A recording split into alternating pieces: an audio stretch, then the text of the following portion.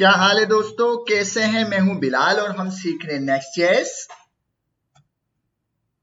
आज की वीडियो में हम जानेंगे फॉर्म कंपोनेंट के बारे में कि नेक्स्ट.जेएस 15 के अंदर फॉर्म कंपोनेंट किस तरह से वर्क करता है। मैं इनकी ऑफिशियल डॉक्यूमेंटेशन के ऊपर हूं, जिसका लिंक मैं आपको डिस्क्रिप्शन बॉक्स के अंदर प्रोवाइड कर दूंगा। अगर इसको जरा सा पढ़ा जाए तो ये कहता है कि अगर आप इस फॉर्म कंपोनेंट से फॉर्म बनाते हैं तो जो भी डेटा है हम आपकी यूआरएल के अंदर अपेंड कर देंगे, अगर आप इस तरीके से फॉर्म बनाते हैं। तो इसको बनाते हैं और टेस्ट करते हैं, डॉक्यूमेंटेशन पढ़ते जाएंगे, इसको एक्सप्लोर करते जाएंगे और मुख्तलिफ अप्रोचेस इसकी देखेंगे। तो मैं आता हूं अपने कोड के ऊपर, जिसके अंदर बिल्कुल सिंपल सी एप्लीकेशन बनी हुई है और एक हेडिंग है नेक्स्ट.जेएस 15 फॉर्म के नाम से। तो यहाँ पे हम अपना फॉर्म क्रिएट करेंगे। सबसे पहले मैं इसको हटाता हूं, मेरा ये होम पेज है। सबसे पहले मुझे फॉर्म कंपोनेंट को इंपोर्ट करना पड़ेगा। मैं यहाँ कहता हूं इंपोर्ट फॉर्म फ्रॉम next/form। ठीक है, अब इससे फॉर्म बनाते हैं। मैं यहाँ पे इसको कॉल कर लेता हूँ, फॉर्म कंपोनेंट को कॉल किया। इसके अंदर एक्शन, यहाँ पे फिलहाल इस सेक्शन को हम ब्लैंक छोड़ते हैं, कुछ भी नहीं करते और यहाँ पे अपना फॉर्म क्रिएट करते हैं। एक छोटा सा फॉर्म क्रिएट करेंगे जल्दी से। तो मैं यहाँ पे ले लेता हूँ एक इनपुट, जिसकी टाइप होगी टेक्स्ट और नेम होगा, नेम रख लेते हैं टाइटल। आपका जो मन करे वो नेम रख सकते हैं यहाँ पर। और प्लेस होल्डर दे देते हैं, place holder right title here. और क्लास लगा देते हैं यहाँ पर ताकि जरा सा खूबसूरत और अच्छा दिखे। तो बॉर्डर लगा देते हैं। सबसे पहले बॉर्डर, सजेशन नहीं आ रही, बॉर्डर आ गई। और बॉर्डर के बाद पैडिंग लगा दी, पैडिंग लगा देते हैं 2 और इसके साथ साथ मार्जिन लगा देते हैं 1। सेव किया, सेव करने के बाद इसका डिस्प्ले चेक करते हैं अपने पेज के ऊपर। ठीक है, बहुत अच्छा हो गया। इसी तरह दूसरा इनपुट बनाते हैं, इसको कॉपी कर लेते हैं और इसकी कॉपी बना दी। ठीक है, कॉपी बना दी। टेक्स्ट की जगह में कर दूंगा नंबर, टाइटल को कर देंगे आईडी, बाकी चीजें सेम रहेगी और सेव करते हैं। अब देखते हैं, ठीक है, यहाँ पे आ गया हमारा टाइटल, यहाँ पर आ गया आईडी। प्लेस होल्डर चेंज कर देते हैं भाई, यहाँ पे टाइटल की जगह आ गई आईडी। इसके साथ साथ इसकी एक और कॉपी बना देते हैं सबमिट की। तो मैं इसको कर देता हूँ कॉपी, कॉपी के बाद इसको पेस्ट किया और यहाँ पे टाइप आ गया सबमिट, सबमिट। ठीक है, बाकी चीजों को मिटा देते हैं, इसमें बाकी चीजों की जरूरत नहीं। ठीक है, क्लास को रहने देते हैं, बाकी चीजों को मिटा देते हैं। सेव किया, सेव करने के बाद इसको चेक करते हैं। हमने एक फॉर्म बना दिया जिसके अंदर टेक्स्ट है, नंबर है और एक सबमिट का बटन है। और इसको अगर हम यहाँ पे देखें तो बिल्कुल परफेक्ट हो गया, बहुत अच्छा हो गया। अब ये कहते हैं कि जब आप इसके अंदर डेटा को पुट करोगे तो एक्शन के अंदर जो भी राउट होगा तो उस राउट की यूआरएल के अंदर हम इस फॉर्म के डेटा को अपेंड कर देंगे क्यूरी पैरामीटर के अंदर एज पर डॉक्यूमेंटेशन। तो हम इसको पुट करके देखते हैं। अगर यहाँ पे ये बता रहे हैं कि यहाँ पे देखो एक नेम है जिसके अंदर क्यूरी पैरामीटर के अंदर हमने क्या कर दिया, अपेंड कर दिया जो भी इस फॉर्म से डेटा आ रहा है। कहां पर? सर्च के राउट के ऊपर। तो हमारे पास फिलहाल सर्च का तो राउट नहीं है, हमारे पास होम का राउट है। तो इस एक्शन के अंदर मैंने होम का राउट दे दिया और सेव कर दिया। अब इस फॉर्म का जो भी डेटा है हमारे होम के यूआरएल के अंदर अपेंड हो जाएगा, मतलब उसके अंदर ऐड हो जाएगा। सेव करते हैं और देखते हैं क्या इस तरह होता है या नहीं होता। तो हम आते हैं यहाँ पर, मैं यहाँ पे लिखता हूं प्रोडक्ट 1 और आईडी 1 और इंटर। इंटर करने से पहले अगर यहाँ पे देखो होम यूआरएल के अंदर कुछ भी नहीं है। ठीक है, सिर्फ हमारा होम यूआरएल, कुछ भी नहीं। सबमिट करते हैं। देखो यहाँ पे हमारा फॉर्म का डेटा मुझे मिल गया। कितना ज्यादा आसान है, कितना ज्यादा जबरदस्त है। मुझे काफी ज्यादा खुशी और मजा आ रहा है क्योंकि यहाँ पे ना मैंने ऑन चेंज बनाया, ना ही कोई लॉजिक लगाई है। अब मजे की चीज ये है कि मुझे इस डेटा को गेट करना है। उस गेट करने के बाद मैं उसके साथ कुछ भी कर सकता हूँ, म्यूटेशन कर सकता हूँ, सर्चिंग कर सकता हूँ, इंटीग्रेशन कर सकता हूँ, मैनिपुलेशन कर सकता हूँ। जो आपका मन करे वो आप कर सकते हैं। तो अब इस डेटा को गेट करके हम इसी फॉर्म के नीचे इसको रेंडर करवाते हैं। तो मैं आ जाता हूँ यहाँ पे। सबसे पहले यहाँ पे मुझे जरूरत होगी, क्योंकि ये क्यूरी पैरामीटर के अंदर चले गए तो मुझे हुक का यूज करना पड़ेगा। तो मैं यहाँ पे आ जाता हूँ, मैं लिखता हूँ यूज सर्च पैरम्स, एंटर कर दिया। यहां से ये इंपोर्ट हो गया, इसको मैंने कॉल कर दिया। ठीक है, तो मुझे यहां से दो चीजें चाहिए। मैं कहता हूं कॉन्स्ट, मुझे टाइटल चाहिए और टाइटल को क्या करें, टाइटल के जरिए पहले मैं लिखता हूं यहाँ क्यूरी। ठीक है, यहाँ पे मैंने कॉल किया अपने हुक को और उसको क्यूरी के अंदर सेव कर दिया। सेव करने के बाद अब हम यहाँ पे क्या करते हैं, कॉन्स्ट टाइटल और क्यूरी के अंदर से डॉट गेट करेंगे। क्या गेट करेंगे, टाइटल को गेट करेंगे और सेव कर देता हूं। ठीक है, यहाँ पे ये काम हो गया।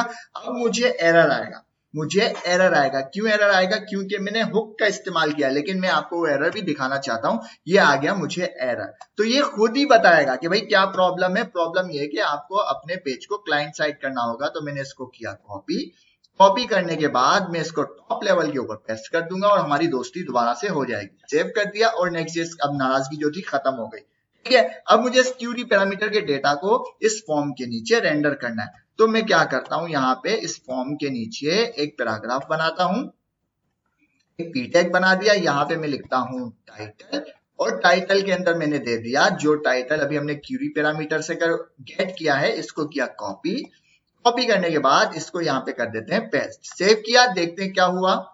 यहाँ पे प्रोडक्ट 1 मिल गया, जबरदस्त। जिस तरह टाइटल मिल गया, आईडी भी मिल जाएगी। तो हमने क्या किया, दोबारा क्यूरी पैरामीटर पे आए, इसकी कॉपी बनाई और टाइटल की जगह मैंने लिख दिया आईडी। ठीक है, सेव किया, बात खत्म। कितना ज्यादा आसान था, हुक के जरिए हमने इसको गेट कर लिया। और इसी तरह इसी पैराग्राफ की एक कॉपी बनाई और टाइटल का नाम चेंज किया आईडी, तो यहाँ भी मैंने लिख दिया आईडी। सेव कर दिया। अब इसको देखते हैं किस तरह से वर्क करता है। वाह, कितना ज्यादा जबरदस्त। अभी तो मैंने सिर्फ रेंडर किया है, आप इसको और कुछ भी कर सकते हैं, इंटीग्रेशन, मैनिपुलेशन और म्यूटेशन, जो आपका मन करे कर सकते हैं। मैं यहाँ पे लिखता हूँ प्रोडक्ट 2 और यहाँ पे आईडी भी 2, इंटर। वाह, कितना ज्यादा जबरदस्त। कुछ भी ऑन चेंज नहीं लगाया, कुछ लॉजिक नहीं लगाई, बिल्कुल सिंपल स्ट्रेट फॉरवर्ड चीज इन्होंने बना दी है। मुझे बहुत ज्यादा खुशी हो रही है और बहुत ज्यादा एक्साइटमेंट भी हो रही है। अभी तो मैंने आपको सिर्फ एक अप्रोच बताई है, अब दूसरी मजेदार चीज बताता हूँ। यहां तक बात समझ में आ गई कि भाई मैंने सिंपली फॉर्म के अंदर जो भी डेटा मैं पुट कर रहा हूँ वो मेरी यूआरएल के अंदर अपेंड हो रहा है क्यूरी पैरामीटर के जरिए, और उनको मैंने हुक्स के जरिए गेट करके फिलहाल रेंडर कर लिया। यहां तक बात हो गई क्लियर। ठीक है, अब इसको एक काम करते हैं, इनको मिटा देते हैं। जो काम किया वो मिटा देते हैं, क्योंकि अब हम दूसरी अप्रोच के ऊपर आते हैं। मैंने इसको किया, मिटा दिया। ठीक है, अब इसकी जरूरत नहीं। अब हम दूसरी अप्रोच देखते हैं कि दूसरी अप्रोच में, ये तो हमारी क्लाइंट साइड अप्रोच थी, हम सर्वर साइड अप्रोच को भी देखना चाह रहे हैं। मैंने इसको भी मिटा दिया। ठीक है, तमाम चीजों को मिटा दिया और सेव कर दिया। इस क्लाइंट साइड को भी मिटा दिया, बिल्कुल क्लियर कर दिया, सेव कर दिया। अभी हमारे पास सिर्फ एक फॉर्म है और फॉर्म के अंदर एक एक्शन है। एक्शन के अंदर, इसके अंदर मेरा स्लैश आ रहा है, मतलब होम राउट। अगर मैं इसको एक बार फिर से कर लिख के देखूं, प्रोडक्ट 1 और आईडी भी 1, सबमिट किया, मुझे यहाँ पे यूआरएल के अंदर डेटा पुट मिल रहा है। ठीक है, जबरदस्त हो गया। अब दूसरी अप्रोच मैं क्या करता हूं, अपने कोड पे आता हूं। यहाँ पे मैं ऐप के अंदर एक फाइल बनाता हूं एक्शन की, इसके अंदर एक सर्वर एक्शन बनाते हैं। आपका जो मन करे वो नाम रख सकते हैं। मैं रखता हूं फॉर्म एक्शन .ts। ठीक है, और यहाँ पे अपना एक एक्शन बनाते हैं। तो मैं यहाँ पे सबसे पहले, चूंकि ये मेरा सर्वर एक्शन है, तो मुझे यहाँ लिखना पड़ेगा यूज सर्वर, और इसके बाद मैं बनाऊंगा कॉन्स्ट फॉर्म एक्शन। आपका जो मन करे उस नाम से बना सकते हैं। और यहाँ पे मैं एक और चीज आपको बताऊंगा, एक और एरर आएगा, मैं आपको बताना चाहूंगा। फिलहाल मैं console.log करता हूं और यहाँ पे लिखते हैं सर्वर एक्शन फाइल। सेव कर दिया। सेव करने के बाद इसको एक्सपोर्ट कर देते हैं। ठीक है, हमने कुछ भी नहीं किया, एक फोल्डर बनाया एक्शन का, उस एक्शन के अंदर एक फाइल बनाई फॉर्म एक्शन की, और उस फॉर्म एक्शन के अंदर एक फंक्शन के लिए एक फंक्शन डिफाइन कर दिया, और उसके अंदर सिर्फ console.log है, जिसके अंदर हमने लिखा है सर्वर एक्शन फाइल। बस हमें ये पता करना है कि ये फंक्शन फाइल हुआ या नहीं हुआ। ठीक है, सेव करते हैं। सेव करने के बाद अपने फॉर्म के ऊपर आते हैं और मुझे कुछ नहीं करना। ये जो एक्शन है, इस एक्शन के अंदर हमें अपने सर्वर एक्शन को पुट कर देना है। तो मैं कहूंगा फॉर्म एक्शन, यहाँ पे मुझे सजेशन आएगी। इंटर किया। इंटर करने के बाद देखो ऊपर पहले इंपोर्ट हो गया। इंपोर्ट होने के बाद एक्शन के अंदर हमारा जो ये फंक्शन है पुट हो गया। सेव करते हैं। एक एरर आएगा, पहले एरर पढ़ते हैं, फिर उसको ठीक करेंगे, फिर इसको दोबारा टेस्ट करेंगे। आ जाते हैं, मुझे एरर आ गया, परेशान ना हो। एरर के बाद ये खुद ही बताएंगे क्या करना है। ये कह रहा है भाई यूज सर्वर, जहां पे आपने सर्वर एक्शन बनाया है वहां पर आपको वो फंक्शन async बनाना है, क्योंकि सर्वर एक्शन async फंक्शन होता है। तो मैंने इसको कॉपी किया। कॉपी करने के बाद चूंकि इसकी अभी हमारी नाराजगी चल रही है, इस वजह से ये बेचारे नखरे कर रहे हैं, सेव कर दिया, इसकी नाराजगी खत्म हो गई, ठीक है, नेक्स्ट बिल्कुल नॉर्मल हो गया, बिल्कुल नॉर्मल हो गया। अब मुझे क्या करना है, ये जो फॉर्म का डेटा है इसको पहले मैं नॉर्मल कर लेता हूँ, होम पेज पे ले आता हूँ, यूआरएल नॉर्मल करते हैं। अब मुझे क्या करना है, अब मैंने यहाँ पे अगर मैं आपको एक बार दोबारा दिखा दूं, मैंने एक्शन के अंदर क्या पुट कर दिया, अपना सर्वर एक्शन पुट कर दिया, और सर्वर एक्शन में सिर्फ console.log है और कुछ भी नहीं। सेव करते हैं, फॉर्म को फिल करते हैं, एंटर करते हैं, सबमिट करते हैं, देखते हैं क्या होता है। मैं यहाँ पे कहता हूँ प्रोडक्ट 1 और ID 1 और सबमिट के ऊपर क्लिक। जैसे ही सबमिट किया, यहाँ पे देखते हैं कुछ नजर आता है हमें, वाओ, हमारा सर्वर एक्शन फायर हो गया। जब सर्वर एक्शन फायर हो गया तो इसका मतलब है ये डेटा हमें सर्वर एक्शन के अंदर मिलेगा कहीं पर, ठीक है। तो डॉक्यूमेंटेशन के अंदर आकर देखें कि भाई हमने अपने फॉर्म के जरिए सर्वर एक्शन फायर कर दिया। तो यहाँ पे मैं आता हूँ म्यूटेशन के ऊपर। आमतौर पे सर्वर एक्शन किस लिए काम आते हैं, म्यूटेशन के लिए काम आते हैं। तो मैं आता हूँ सर्वर एक्शन पे और ये कहते हैं कि भाई जहां पर आपने सर्वर एक्शन बनाया है, ये इन्होंने सर्वर एक्शन बनाया भाई, ठीक है।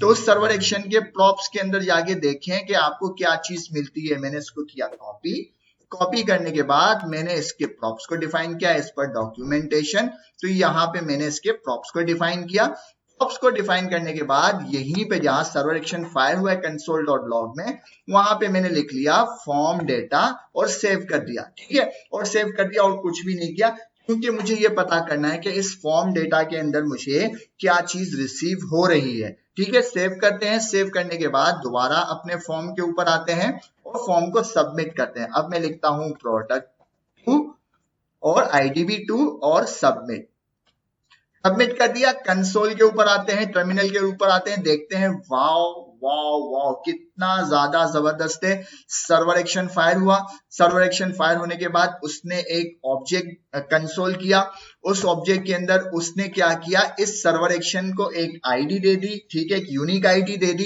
कि भाई ये इस सर्वर एक्शन की आईडी है। उसके बाद उसने फॉर्म का डेटा दो ऑब्जेक्ट के अंदर डिस्ट्रीब्यूट कर दिया, मतलब कि सर्वर के अंदर, सर्वर एक्शन के अंदर हमारे फॉर्म का डेटा पहुंच चुका है। तो इस फॉर्म के डेटा को एक्सेस करके देखते हैं, कितना ज्यादा आसान है, क्योंकि डेटा पहुंच गया तो उसके बाद आप कुछ भी कर सकते हैं सर्वर एक्शन के अंदर। मतलब कि उसको आप डीबी के अंदर भी सेंड कर सकते हैं, डीबी के जरिए क्यूरी भी कर सकते हैं, किसी स्पेसिफिक डेटा को गेट भी कर सकते हैं, किसी स्पेसिफिक डेटा को अपडेट भी कर सकते हैं। डेटा तो आपके पास पहुंच चुका है, तो कितना ज्यादा आसान हो गया। इसको जरा सा गेट करके देखते हैं किस तरह से करेंगे। मैं कहता हूं कॉन्स्ट और यहाँ पे हम कहेंगे टाइटल, और टाइटल के लिए अवेट करो, क्योंकि हमारा एसिंग फंक्शन है तो अवेट करना पड़ेगा। फॉर्म डेटा डॉट गेट, क्या गेट करना है भाई, टाइटल गेट करना है, तो टाइटल लिख दिया। इसी तरह मैंने एक इसकी कॉपी बनाई, टाइटल की जगह मैंने लिखा आईडी और यहां पर भी मैंने लिख दिया आईडी। सेव कर दिया। सेव करने के बाद इस फॉर्म डेटा को मिटाते हैं, यहाँ पे लिखते हैं टाइटल और आईडी। सेव किया। अब मैंने कंसोल के अंदर क्या किया, टाइटल और आईडी दे दी, और यहाँ पे फॉर्म डेटा के अंदर इन दोनों चीजों को गेट भी कर लिया। सिर्फ ये देखने के लिए क्या स्पेसिफिकली हमें टाइटल और आईडी गेट होती है या नहीं होती, ठीक है। अब हम आते हैं दोबारा से, अगर अपना फॉर्म फिल करते हैं, प्रोडक्ट 3 और आईडी भी 3 और सबमिट, ठीक है, सबमिट हो गया। हम आते हैं टर्मिनल के ऊपर, देखते हैं कुछ मिला, wow wow wow, product 3 ID 3 server action fire. क्या बेहतरीन अप्रोच है। क्लैपिंग, इसके लिए क्लैपिंग बहुत ज्यादा अच्छी अप्रोच है इन लोगों की। इन्होंने ना ही हमें ऑन चेंज की जरूरत है, ना ही हमें किसी लॉजिक की जरूरत है, ना ही कोई मैंने एक्स्ट्रा फंक्शन बनाया सबमिट वगैरह का, सारी चीजें मुझे खुद ही मिल गई। इन्होंने बहुत अच्छी अप्रोच है, अप्रिशिएट करना चाहिए। तो अब जब मुझे यहाँ पे डेटा मिल गया, सर्वर एक्शन में डेटा मिल गया, तो यहां से सर्वर एक्शन के जरिए हम डीबी के अंदर, लाइक यहाँ पे हमारी डीबी होती है, डीबी के अंदर क्रिएट होती है, क्रिएट या फिर पुट होता है, क्रिएट होता है, पुट होता है, गेट होता है, जो भी है आप डीबी के अंदर यहाँ से इस डेटा से खेल सकते हैं, म्यूटेशन कर सकते हैं, या जो आपका मन करे कर सकते हैं। ये बात भी क्लियर हो गई, यहां तक भी मेरी बात समझ में आ गई कि भाई डेटा सर्वर एक्शन तक पहुंच गया। सर्वर एक्शन के बाद आप डीबी के अंदर पहुंचाए, कहीं और पहुंचाए, आपकी मर्जी है। चले, ये बात भी समझ में आ गई। अब तीसरी अप्रोच, हमने हुक्स के जरिए डेटा को गेट करके देख लिया, उसको रेंडर करके देख लिया, हमने अपने डेटा को सर्वर एक्शन तक पहुंचा दिया, और सर्वर एक्शन के बाद आप अपने डीबी में ले जाएं, डीबी के जरिए क्यूरी करें, जो आपका मन करे वो कर सकते हैं, ये भी करके देख लिया। अब हम क्या करते हैं, हम एक अपना डायनामिक राउट बनाते हैं, ठीक है। वो डायनामिक राउट आपका जो मन करे जिस नाम से बना सकते हैं, बनाना चाहे बना सकते हैं। मैं यहाँ पे एक डायनामिक राउट बनाता हूं आईडी के नाम से, आईडी और इसके अंदर बनाते हैं page.tsx, ठीक है। और जल्दी से ये पेज क्रिएट कर लेते हैं, इसका काम खत्म, इसको हटा देते हैं। यहाँ पे मैं लिखता हूँ RFC और जल्दी से इस पेज को क्रिएट कर लेते हैं। क्रिएट करने के लिए ये पहली लाइन की जरूरत नहीं, इसको मिटा देते हैं और यहाँ पे लिख लेते हैं एक हेडिंग।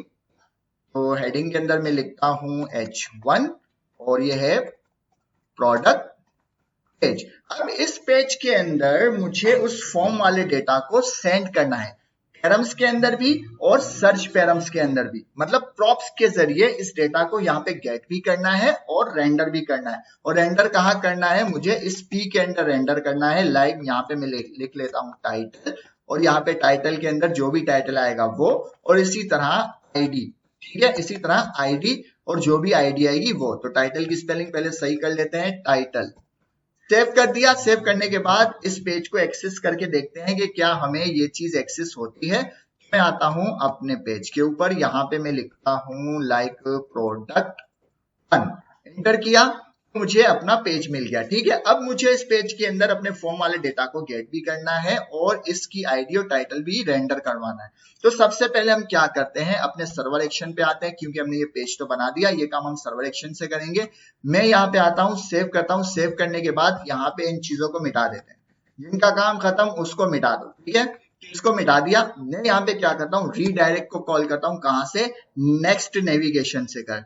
इसको मैंने इंपोर्ट किया, यहाँ पे ऑटो इंपोर्ट हो गया। इसको कॉल करते हैं कि भाई रीडायरेक्ट कर दो। कब रीडायरेक्ट करो, जब भी सर्वर एक्शन फायर हो, डेटा कलेक्ट करो और इसे रीडायरेक्ट कर दो। कहाँ पे, बैकटैग स्लैश और मैं लगाता हूं यहाँ पे डॉलर की साइन, हमारा जो भी आईडी है उसके ऊपर जाना और इसके बाद क्यूरी पैरामीटर, क्यूरी पैरामीटर के अंदर मैंने पास कर दिया उस प्रोडक्ट का टाइटल, ठीक है। आप जैसे चाहे इस यूआरएल को मैनिपुलेट कर सकते हैं और यहाँ पे मैं लिखता हूं टाइटल, ठीक है, और सेव कर दिया।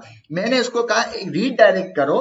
कहाँ पे रीडायरेक्ट करो, इस आईडी पेज के ऊपर, और क्यूरी पैरामीटर के अंदर पास कर देना ये वाला टाइटल, ठीक है भाई। तो हमारा सर्वर एक्शन बिल्कुल तैयार है। तो ये क्या करेगा, जब भी एक्शन फायर होगा, सर्वर एक्शन फायर होगा, वो पहले डेटा को कलेक्ट करेगा। कलेक्ट करने के बाद रीडायरेक्ट हो जाएगा इस यूआरएल के ऊपर, जो यूआरएल हमने इसको यहाँ पर दी है। मतलब अब हम डेटा को मैनिपुलेट कर रहे हैं यूआरएल को बनाने के लिए, यूआरएल को मैनिपुलेट करने के लिए अपने हिसाब से। तो इसको सेव करते हैं। सेव करने के बाद अपने फॉर्म के ऊपर आते हैं और देखते हैं क्या होता है। चूंकि अगर यहाँ पर देखें तो मैंने अपने फॉर्म के अंदर एक्शन के अंदर क्या दिया हुआ है, फॉर्म एक्शन दिया हुआ है। फॉर्म एक्शन हमारा सर्वर एक्शन है और इसके अंदर हमने रीडायरेक्ट किया हुआ है अपने डायनामिक पेज के ऊपर, जो कि एक यूआरएल के अंदर डेटा लेकर जाएगा, हमारा फॉर्म डेटा लेकर जाएगा, फिर हम उसको वहां से गेट करेंगे। तो मैं आता हूं यहाँ पर और यहाँ पे हम एक लिखते हैं प्रोडक्ट 4 और आईडी भी 4 और इसको सबमिट करते हैं। जैसे मैं सबमिट करूंगा, देखो वो रीरेंडर हो गया, सॉरी रीडायरेक्ट हो गया।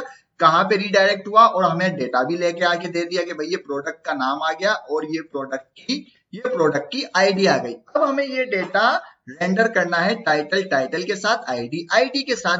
तो इसको किस तरह से करेंगे, बहुत ज्यादा आसान है। जब यूआरएल के अंदर डेटा आ गया तो पैरम्स के जरिए हम इजीली कर सकते हैं या प्रॉप्स के जरिए कर सकते हैं। हम आते हैं यहाँ पर अपने प्रॉप्स के अंदर, तो हम यहाँ पे लिखते हैं एक डिस्ट्रक्चर कर लेते हैं सबसे पहले पैरम्स को, और पैरम्स को यहाँ पे मैं फिलहाल नहीं कर देता हूँ इसकी टाइप को, क्योंकि मुझे इसकी टाइप के ऊपर फिलहाल नहीं जाना। और इसको मैं क्या करता हूँ, कॉन्स्ट के बाद यहाँ पे एक एरर भी आएगा, दोबारा बता देता हूँ, इससे पिछली वीडियो में भी बता चुका हूँ कि भाई डिस्ट्रक्चर करो आईडी को पैरम्स से, ठीक है, और सेव कर दिया। अब यहाँ पे मुझे एक एरर आएगा। अगर मैं यहाँ पर आ जाऊं तो देखो यहाँ पे एरर आ गया। क्या एरर आता है कि भाई अब जो पैरम्स है वो आपको अवेटेड है। अब ये प्रॉमिस रिटर्न कर रहा है, तो आपको एसिंक फंक्शन बनाना पड़ेगा, ठीक है। तो ये तमाम चीजें हमें याद रखनी चाहिए, क्योंकि नेक्स्ट 15 यूज करेंगे तो ये चीजें हमें आना और पता होना जरूरी है इंटरव्यू क्वेश्चन के लिए, ठीक है। इसको एसिंक बना दिया, इसको अवेट कर दिया, काम खत्म। सेव करते हैं, हमारी लड़ाई खत्म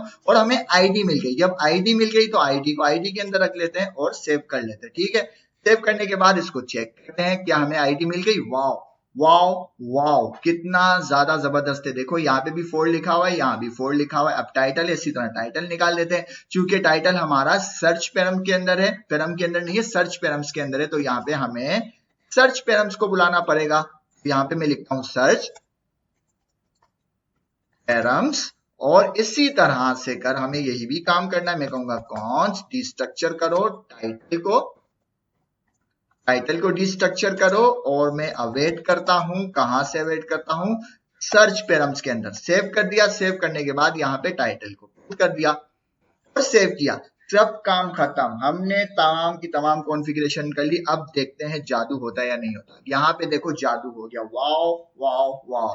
दोबारा से बैक करते हैं, फॉर्म के ऊपर आते हैं, हम लिखते हैं प्रोडक्ट एंड ID 10, सबमिट।